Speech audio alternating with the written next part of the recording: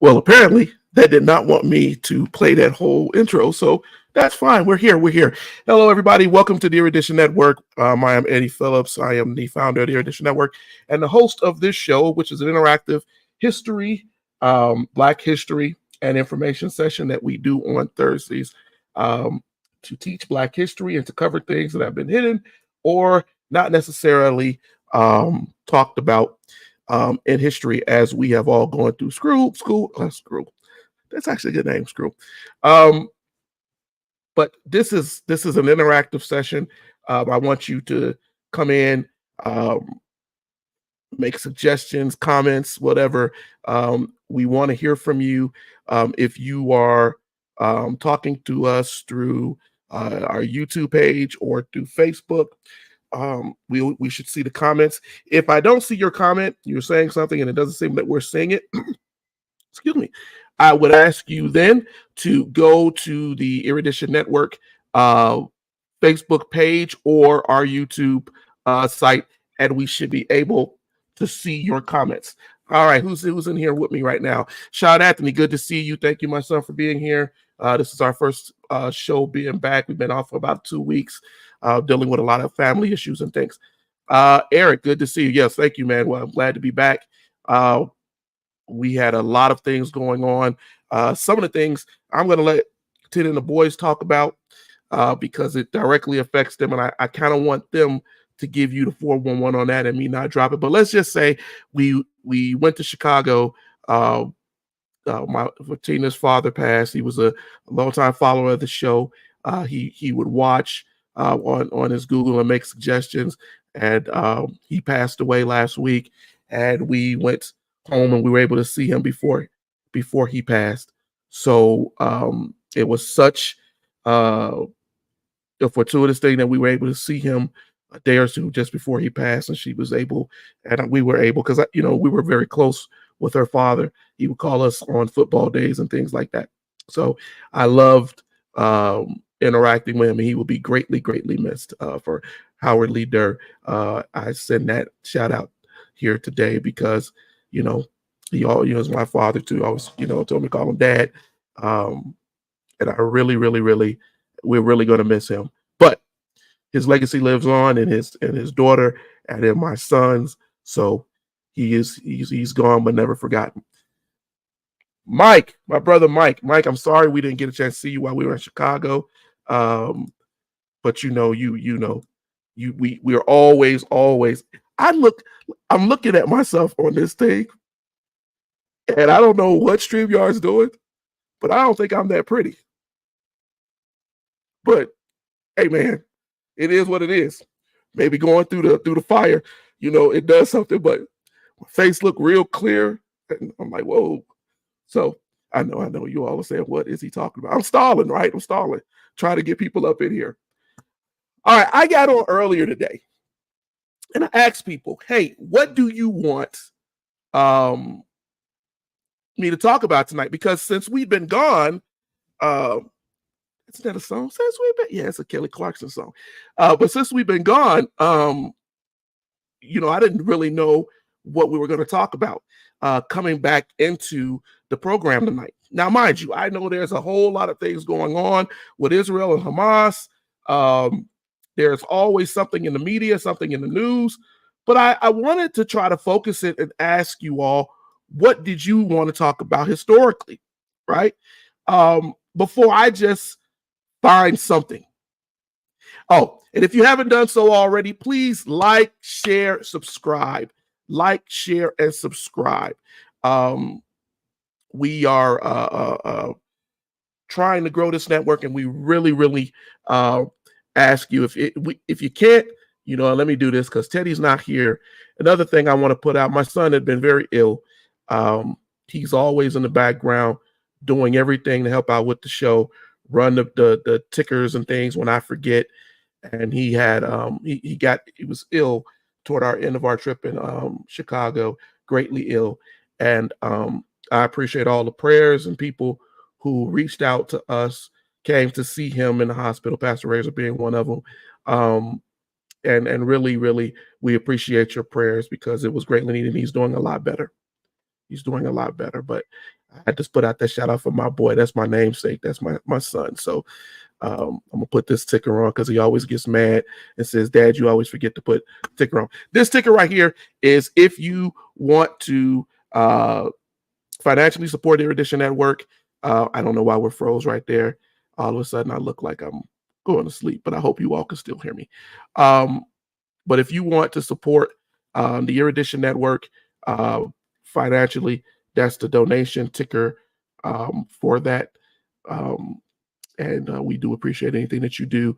It goes to help with our mics, our cameras, and things of that sort. So we do appreciate it. All right. I'm going to stop, making small talk and move on. I didn't get a chance to see if anybody put things into the comments yet on Facebook or on YouTube to see. If I'm freezing, guys, please let me know in the chat. Let me know, because on my end it looks like I'm freezing, and I don't know. I'm not getting an indication. But I just want to make sure that you all can hear me. If it's freezing a little bit, just let me know. We getting ready to drop the StreamYard thing. I'm just going to let you all know and move on to something better because I can't keep going through this issue with these cameras and freezing. I think it hurts our viewership, and that kind of angers me. But anyway, if I missed something that you wanted to talk about, please drop it in the chat, and I will address it. We can go over it tonight.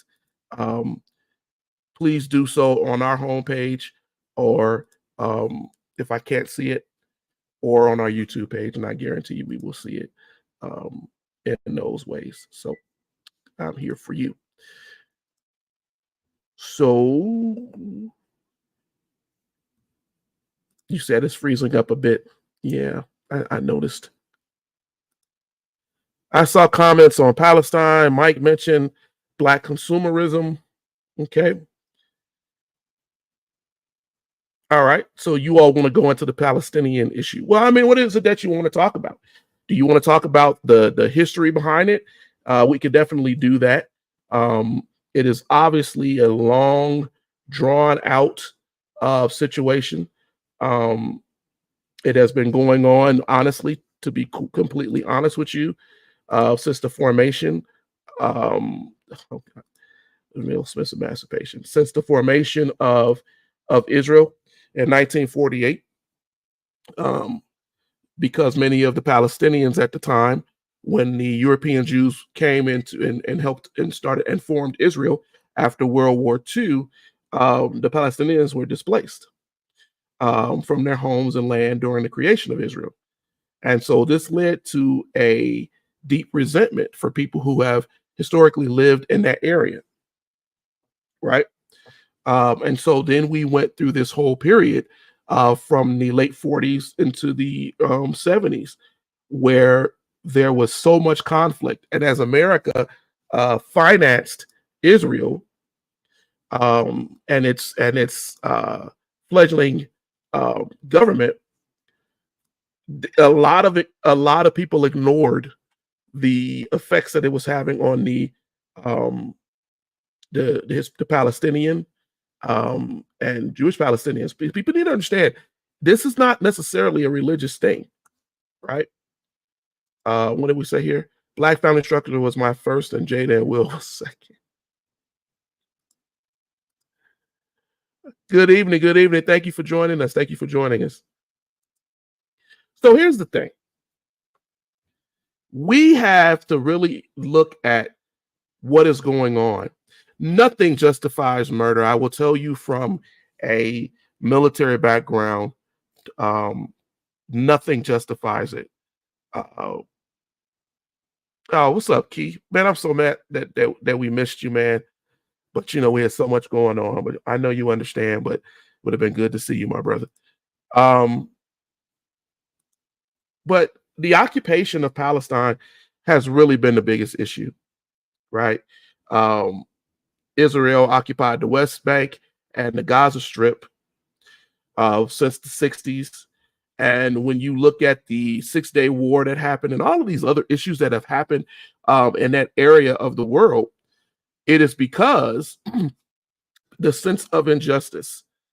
And I find it a little ridiculous because it's funny. I did a post before we left a couple of weeks ago talking about how Israel or the Judaism in itself, the connection between blacks and Jews and things like that, and the argument of how people have forgotten those connections.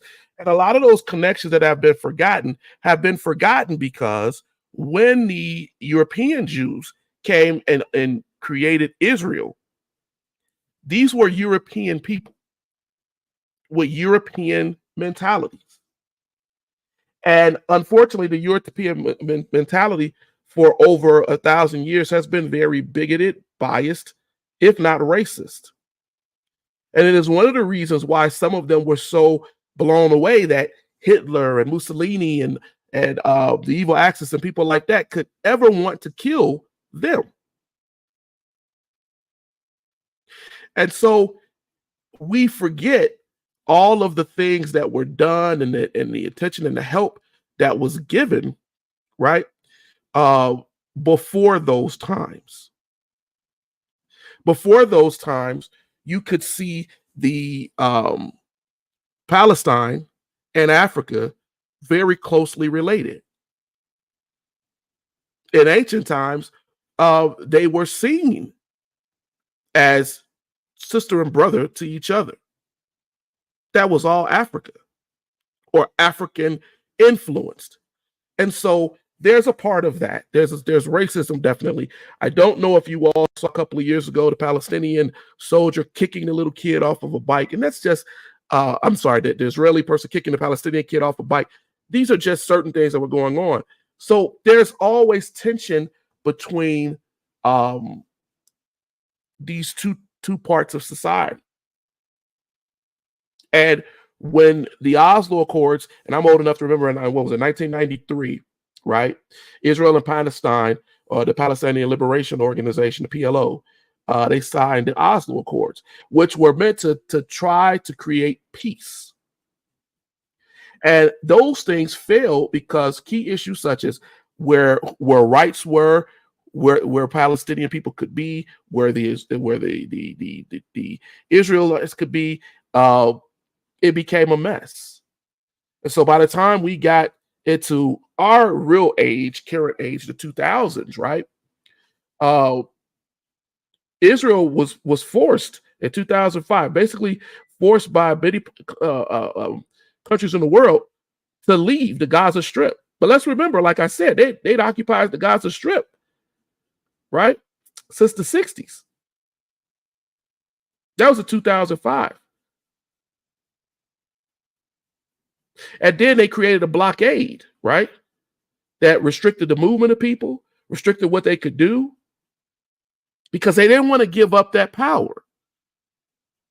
This didn't just happen in a vacuum, right? When they built these blockades and these conditions, right? Egypt did it too.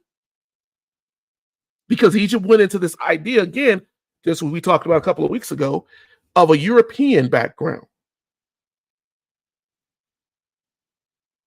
When you restrict the movement of people, when you treat them like second or third class citizens, you're going to radicalize. So that's in 2005. They started to do this. Here we are now, over 20 years later, or just about. And now those kids who went through that, they're adults and they're radicalized and they don't see things as fair.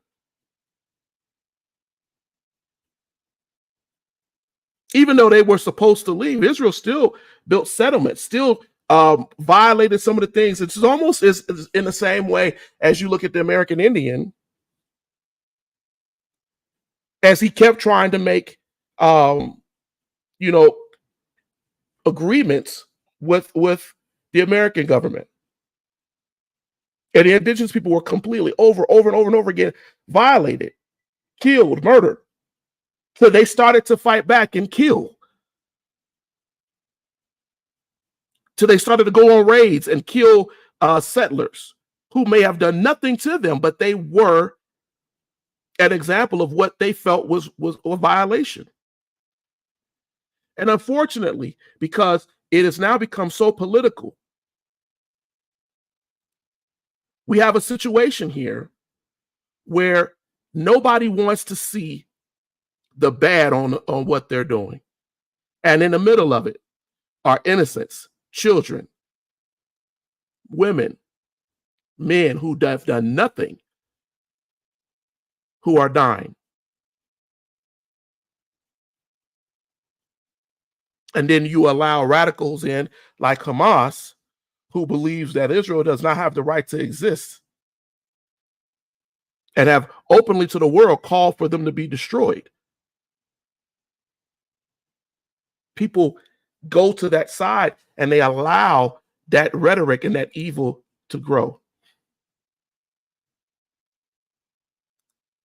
Israel is illegally occupying territory. The territories they currently occupy aren't even according to what colonial powers drew up in 1948. But here's the thing, Eric.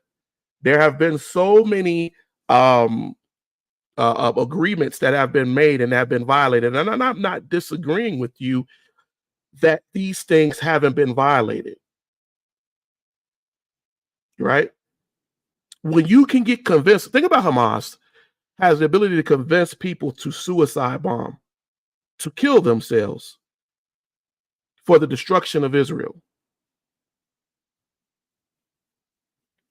It's also loony that people who were oppressed, because you brought up 1948, who were oppressed and made their way to establish Israel, who made their way to establish that nation, will go there and occupy, and then over generations treat those people in the same way that the Nazis treated their people, sectioning them off, treating them as if they were second or third class citizens. And I posted to you all a couple of weeks ago, it might have been 2 weeks ago, that I posted on the Erudition Network group. I went in there and I posted to you all as I was trying to speak about the connections of the Jewish people, right, and Blacks.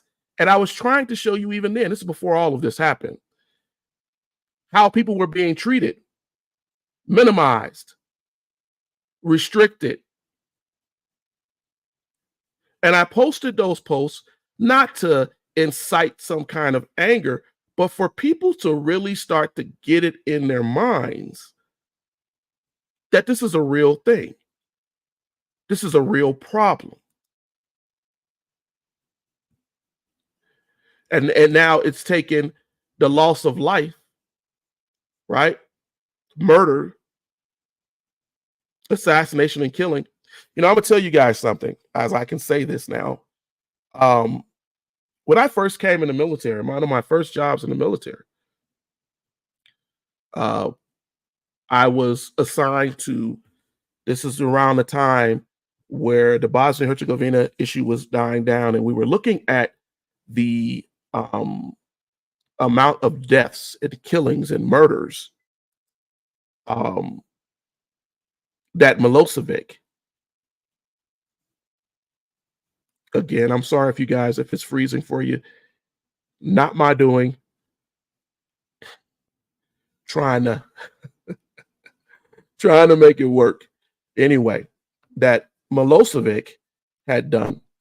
And I remember looking at all of these people, these pictures of families who had been killed, murdered. And we had to review these pictures.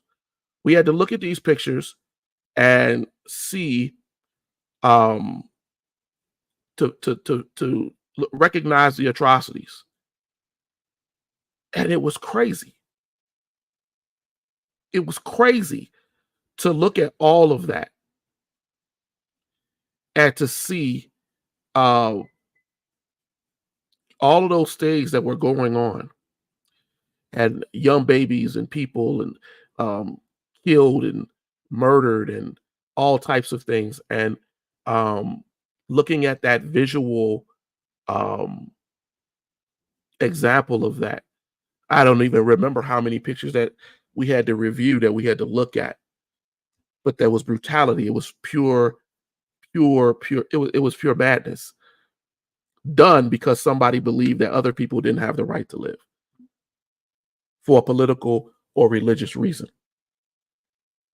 And I'm going to tell you, when you see babies' heads bashed in and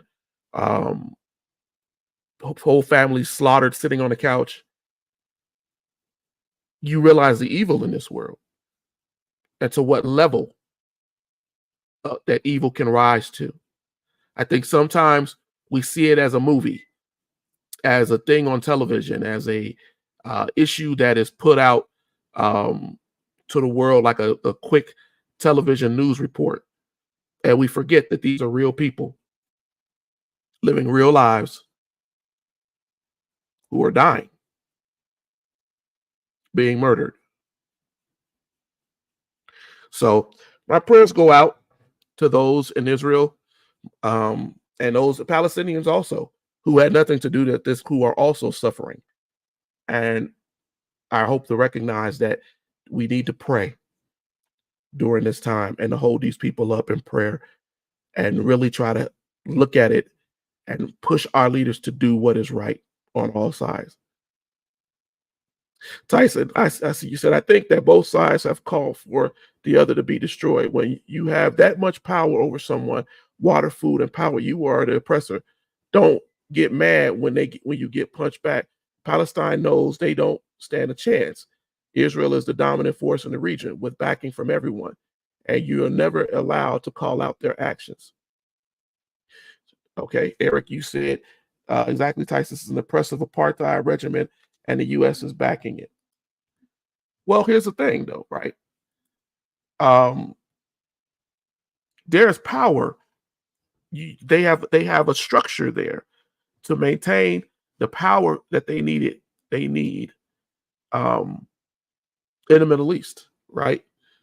And so when you look at Israel, when you look at what's going on, yeah, I see what you're saying, Eric, and I completely agree with you that a lot of it is lunacy, and people are full of hate, harming each other. I completely agree with that. But I will also say that there are radicals on both sides who don't want peace. that, as Tyson said, they want the destruction, and they want destruction, and they punch and punch and punch and punch, and don't care who gets hurt in the middle of the fight. But I do believe that there is hyperbolic language, hate being spewed out, and that this aligns with some people too, to what they want as far as a world conflict, and they're going to push this. They're going to push this to start this conflict. Any other questions? Any other questions? I think that we talked a lot about the Israel-Palestine issue. Is there any other questions? Sorry, y'all, my mouse just decided not to work.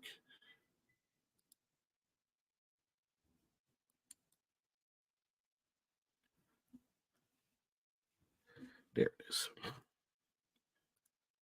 All right. Any question? If not, I'm just gonna start spewing things that from my perspective. But I want your feedback. I want your interaction. So whatever you got to say.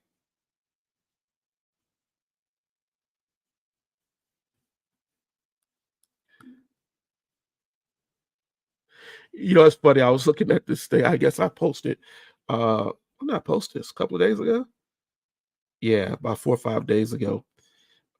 Sidney Poitier talking about how a Jewish person helped him to read. And listen, I think that regardless of whatever you align yourself with, I think that people really need to understand that there is love that can be given on all sides. We don't have to live like this. We don't have to be like this. And I just pray that cooler and calmer heads prevail.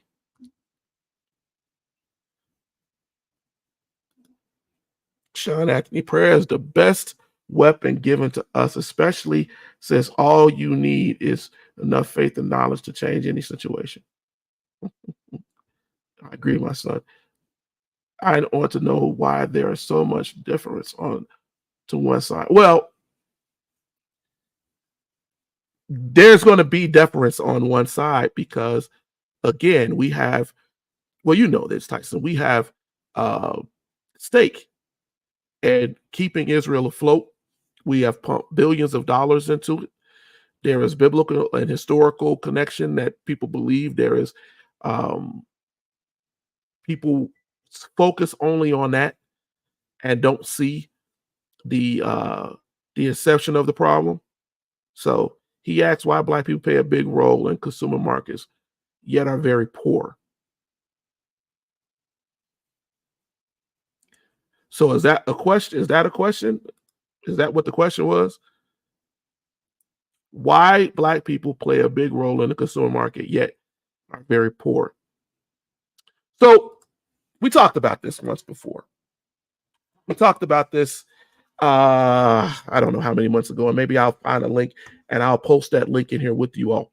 But we were talking about this in regards to the power of bigotry, racism, and hatred. And this actually does still align to what we were talking about with Israel. So here's the issue. Black people, right, are always overly taxed. They are always taken advantage of. And a lot of the reason behind that comes from the fact that the country was structured that way. It's structured that way. When you hear people talk about reparations, because I know that's an issue, right? And folks say, well, why should we pay anybody reparations? Right? How dare we even say that? And we don't think about the fact that a lot of the issues that we face in the world right now, in America, let's just stick with America, is because of the history of slavery, bigotry, restriction, just like what we're talking about with the Israeli and Palestinian situation. You have told people that they don't have a worth. You have told them this, and then you have held them down. You have made it so that they can't economically rise to that upper tier. But you've maintained that the upper tier can maintain where they are by reducing prices for them. There's young kids. I watched a thing the other night where a bunch of young kids did a study and they went to two parts of a town. I want to say it was down in Louisiana, and they went to the affluent side of the town and they went to the impoverished side of the town, and they went to the same store and they compared the prices in the store. And in the impoverished part of the town, the prices on products were higher, couple of dollars. So say I pay $7.99 in the affluent area of town for an item, I'm paying $10.99 for it in the impoverished area. We know that this has happened also when it comes down to gas, the price of gas. We know that it happens with water bills. We know that it happens with a lot of things that minorities buy. It has been allowed because they say, well, it costs us more to have this store place in this impoverished area, which is a lie, because they pay less on the real estate value in order to build it there. And that is what was going on. So that's the store part of it, right? The consumer part of it. But there's another issue too. When we told folks back in the day that they couldn't go to certain areas, and we told people that they couldn't do certain things, or we took away folks' property, stores, homes, cars, ability to have anything to help to establish wealth was taken from them. If we go back to the 40s and the 50s and the 60s, and we can even go further, but we can look specifically and see documentation and video of people doing that. Whole plots of land taken from Black people who were ran out of the South, ran out of places, and the city, state, or whatever gave it to whoever was going to buy it. Usually the same person that pushed that family out. And so financially, how does that affect the Black community? So say you're a family in Mississippi. You own acres of land. You've owned that land since the time of Reconstruction. Or you were a sharecropper, you worked, and then you were able to get that land. It may even not be a very big parcel of land. But because of racism in the 40s, 50s, 60s, and murder, you were forced to leave. And in leaving that property, which you legally owned, because you weren't there to challenge it in court, they took it from you. And an affluent or non-affluent white family took it.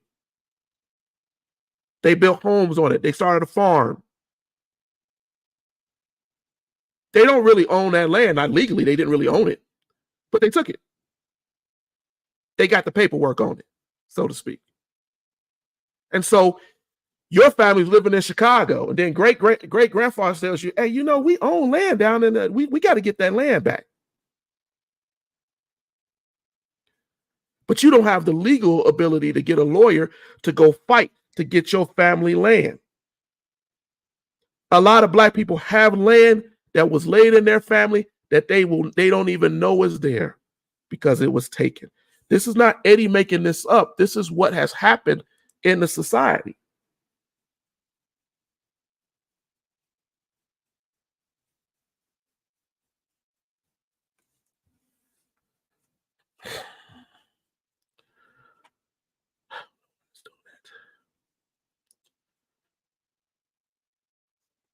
So I don't know why it's doing this again. I'm just going to keep going. But the reality is these are real problems that still exist in our communities. And unfortunately, we haven't really faced those problems.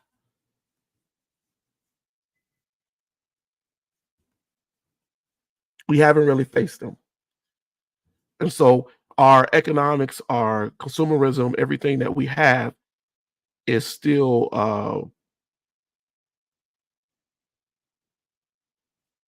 it's still kind of jacked.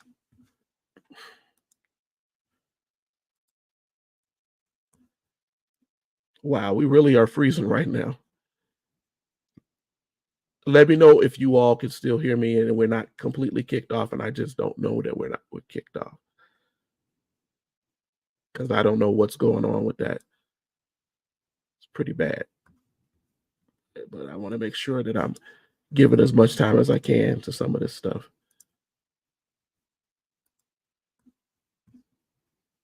All right. Did that answer your question? Did it answer your question?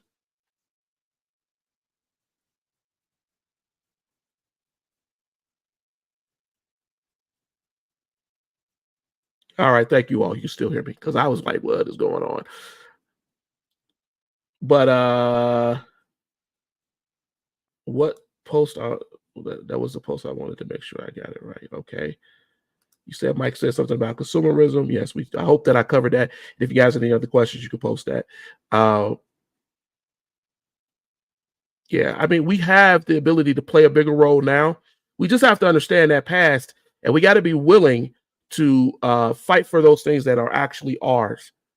And we got to make people understand that what happened in this country, because that 30-year period after World War II is very important to Black people, probably more important than we give it credit. Because what happened was redlining, redistricting, a very big push to make sure that Blacks coming back from World War in the military, who had certain rights and abilities because they were military veterans, they were denied certain things or restricted in certain things that their counterparts were not. When you look at the Ozzie and Harriet suburban homes that you see on those old shows in the 50s, those were homes that were subsidized and half paid by the government. Cars where they could go drive, they could work in the city and drive out to the suburbs where you were not allowed to live. Built on land a lot of times that they didn't actually own. And I mean, the government took control of. And then there are things that were done in the cities to restrict us. There were projects built in the inner cities. There were projects built in Chicago, New York. There are men who sat around a table and said, let's build projects in the same way that the Nazis built the projects during World War II. And we will have a workforce in the middle of the city where people will live in these row houses and these projects, and that's where they will stay. They won't own cars because we'll make sure they have a busing system. We'll make sure that they have a train system, a subway system, livery cab, whatever they will have ways to get to work cheaply, but they will not own property. They will build these organizations up, these businesses that they work for, but they will have no ownership of it. And so what wound up happening is Blacks got held down. By the time we got into the civil rights movement and we started to understand that we were being held down more than we knew, and we tried to get away from segregation and we brought society together, you came in at the bottom. Oh, you could work in a hotel as the bellboy, as the door hop, but I worked at this hotel for years. You would never be the manager. And you didn't have the wealth to be able to establish your own businesses a lot of times because you weren't allowed to have a car. I won't say allowed. You weren't encouraged. And we had a whole generation living in the projects, living in poverty, trying to survive. Well, what they say on Good Times, try to survive. And now that generation has birthed two other generations who have to make the decision, do we want to continue that? Because now what the city realized, I saw that in Chicago, is that we don't need to have these projects anymore. Those are great places These are right close to downtown, right close to lakes, close to places that we like to have our people. And they went and either tore them down or they gentrified the area to take it back over and pushed you back into the suburbs where some of they ran down houses that they've run down for 20 to 30 years. We go buy them. And now we got to pay higher gas prices to drive into the city to work the jobs. So there's a lot of problems with this, right? But that we need to face. I see what you said down there, Tyson, and yet nobody is rushing to our aid from around the world, and slavery is still legal. Slavery is still legal. People don't like to believe it, but they see it every day. See it every day. And when you criminalize a people to put them in jail so that they fall under the Constitution as a criminal, as a prisoner, and now I can work them whatever way I want to work them.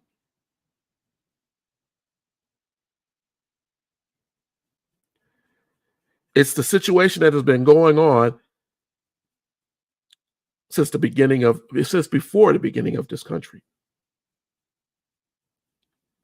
We live in a stratified society where people want it to stay that way. And when you live in a stratified society, the people at the bottom are the ones that get the most pressure. Or as the old folks used to say, they the ones that are catching the hell.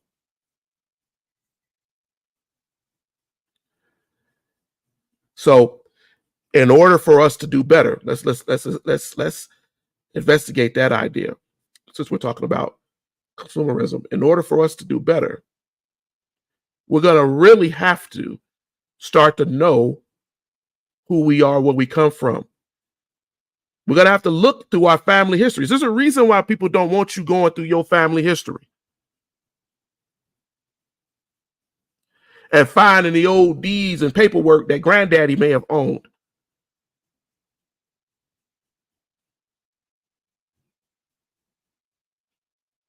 You said, who's the one in power in the Middle East?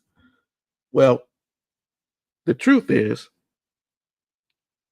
a lot of those people in the Middle East, they don't really decide their own fates. These world powers do. And they have for hundreds of years.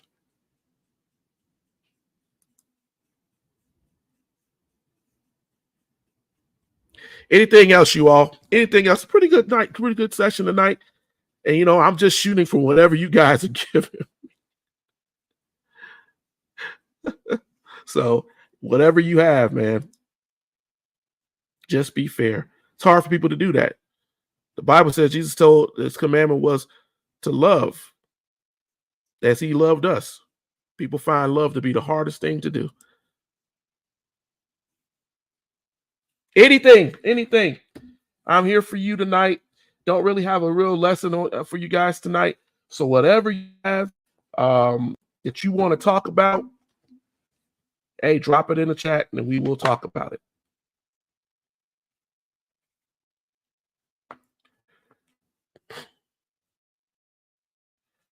We've been having a little bit of connection issue tonight, and I do apologize for that.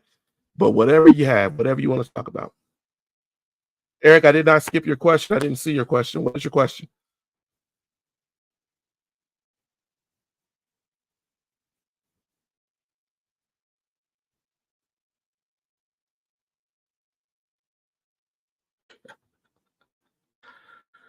Yeah, you have to re-put it. I didn't see it. Sorry.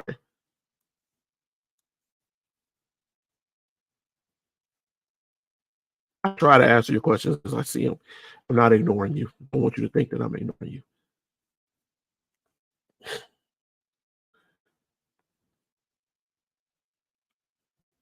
Right now, I'm just trying to figure out why my connection issue is so bad. It makes no sense to me, but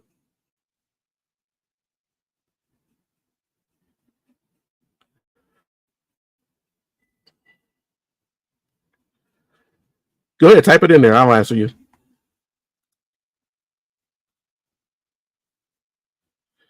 All right. You said recently a prior Waffen SS. Recently, a prior Waffen SS soldier was brought to Canadian Parliament and celebrated. What is the history behind World War II soldiers finding safe havens in the West? Well, there's a huge history behind that. I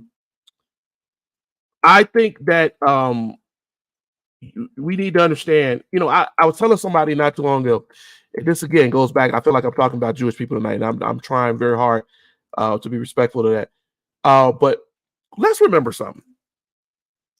When World War II was going on, and the Jewish people, the Eastern Jews, were being murdered, summarily murdered, that many times, as places were falling, governments were going out to America, to Britain, to Canada, to other countries and telling them, can you take in these Jewish refugees? And these countries said no. They put up quotas. We put up a quota of who they would and would not allow. And they knew people were dying. They knew people were being murdered. Men, women, and children. But they did not want, from their own words, and you can go look this up, they put quotas on how many Jews would be able to come to these places. Canada being one that was just like that also. But that doesn't surprise me. They celebrated, and a lot of those people, a lot of the, you look at the situation with NASA and how they built a lot of their rockets, right? Based on German scientists who were Nazis, who were allowed to come over here and help the space program because they had more to give us than to take away. And not only the space program, but the nuclear weapon program. All of that was done by allowing Nazis to come over and saying, well, they had to be Nazis. They had no choice. That's how they survived. We don't have any record of them doing anything. But even if there were records, when you're sitting on the world court and you have the ability to go in and take records out and do whatever, the Americans took a lot of the medical research, as atrocious and as it was, and the experiments that the Nazis did. The Western powers, right, took that information and used it in medical science.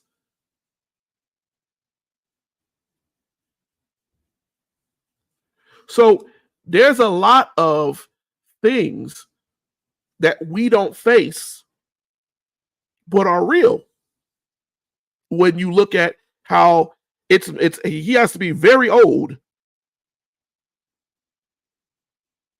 but to be celebrated doesn't surprise me.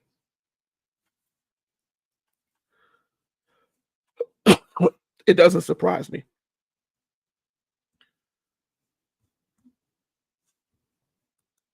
Did you have anything else on that?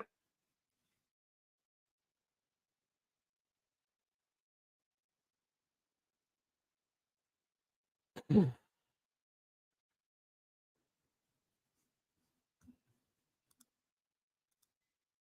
apparently not. Okay. That's a good morning for me. Yes, Operation Paperclip. You're absolutely correct. It's a great book on that too. Right. These people were allowed to come over. And the past was hidden and people were allowed to just get away with whatever it is that they did, even though when we knew,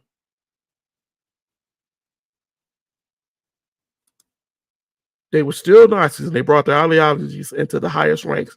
And we still are paying for it. We see it in the weapons. We see it in the way that the world has been run. But America wasn't too much different in that time than what Nazi Germany was, right? That's why they allowed Hitler to do as much as he was doing. That's why before World War II, there were people who actually were fundraising for Nazis here in America. Huge rallies of people giving money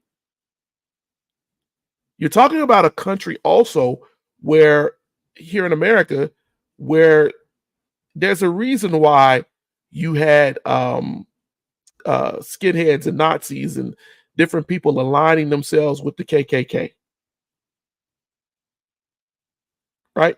There was a reason why you had um, the situation of American Nazis in the 60s. We hardly ever talk about, but it existed. And these huge rallies of people who were able to raise money.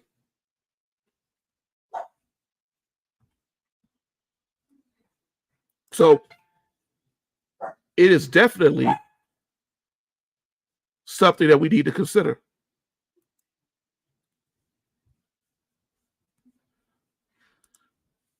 Nothing for my dope shot this morning. Rude. I think that's awesome, man. That's awesome. I just didn't see the comment. It's freezing, man.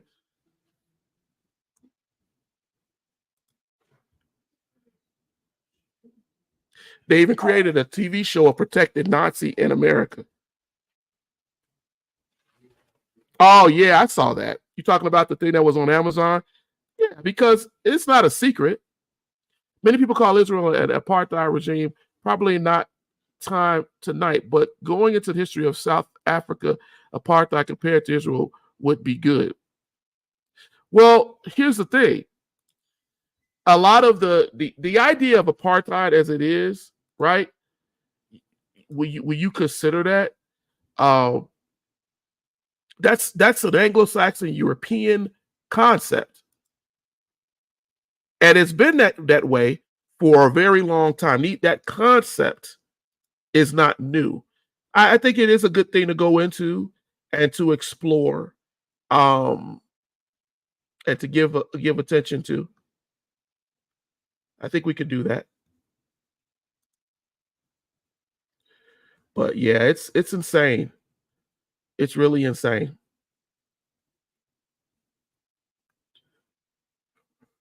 Anything else? Anything else?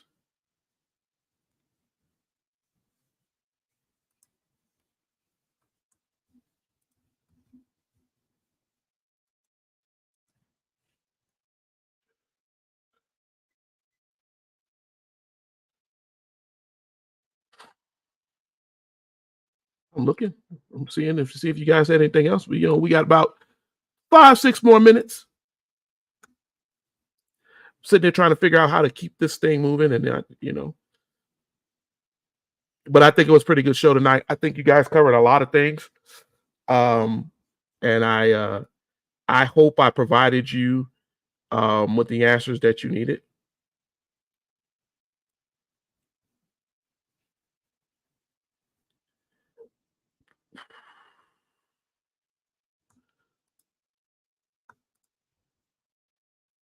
All right. Doesn't seem like you guys have anything else you want to ask. So let me end this um, broadcast tonight by saying thank you. Has Chicago changed? In what way? I will tell you this, and I'm gonna let my sons explain it more. But let me tell you, this is not that me and my wife, we're born and raised in Chicago. But first night in Chicago, first 24 hours, we were in the midst of a shootout where my whole family could have been killed, but only by God. And I will let the boys on their show kind of break it down, and Tina on her show kind of break it down for you all a little further. But yeah, there are problems everywhere, but there's lunacy in certain places that people don't know who they are, and it's pretty crazy. Little girl got hit by a bullet. Thank God she did not die. But we're in a crazy world where the value and love of life is really not appreciated. It's really not. People do not realize that this precious thing that you have, the ability to live, breathe, interact, love, worship, these things are important, and we take it from folks so quickly, and we allow that hate in, and we're seeing it all over the world. But yeah, I there are things I enjoy because I obviously enjoy seeing my family, my mom, my wife's mother, her family. Uh, I loved spending time with everyone and seeing everyone, and we did a great. Oh, let me say this: if you missed the show that me and Pastor Razor did, I added it onto the Erudition page. I was able to meet with him, and we sat down and talked about migration paths into Mesopotamia. Um, and I think it's a great um, program that we did on the biblical and historical side to give you an idea of how migration paths worked, how we got to where we are, those things that have been excluded from history, the lies that have been told about history, allowing people to create creatures and things to put in places to circumvent the idea that man actually came from a certain place. Um, Take the time, if you haven't, to go back and watch that program. I think you will get something from it. And I know that won't be the last time that we team up to do something, but it was really cool to be able and fun to sit there and talk about that and to share that with everyone. So please, please, please take the time to go and watch that episode. And it's in the Erudition interactive group session, and I do believe that it's on the Erudition page. So it's easy to assess, to click and watch. Leave some comments even after the broadcast. And I know that we should see it. We saw someone had asked about the Bantu migration, and I think I answered that as much as I could. So, but we want you to ask those questions and to seek that information and that knowledge. All right. The other thing, next week, I was going to do it, but I decided because we just got back, we're going to do a show that talks about what did I learn or what have I learned from the Erudition Network. Not just the History Interactive, Tina does Adroit Living, the boys do Erudition Generations. If you've gotten some information, if you've learned something, I want you to drop that on our group. And next week on this time slot, we're going to do a show where we're going to talk about what did you learn, right? And you are free for people who we know, you're part of the group members. You're free to try to come onto the program. I will allow you to come on and we can talk about it. But you need to get the slots in and let us know that you're going to be able to do that. And I will try to get you on to talk about some things that you learned that you got from us. And you don't have to be on video. You can block your video and just be you as if you called into the show. It's a quick click. We'll send you a link. You go in, you can block your video, and we can just hear your voice. So if you're one of those people that's like, I don't want you to, I don't care. I just want to hear from you. If you can't do that, you can also talk and leave it in chat, and we'll see it in chat, and we will interact with you, and we really want to know what you're getting from Erudition, and we want to be able to get those testimonials, because I think that we've been doing this for just about 3 years now as a whole. We've added new shows, but we really, really, really want to hear from you and what you've gotten from the network as we grow things. And as always, share.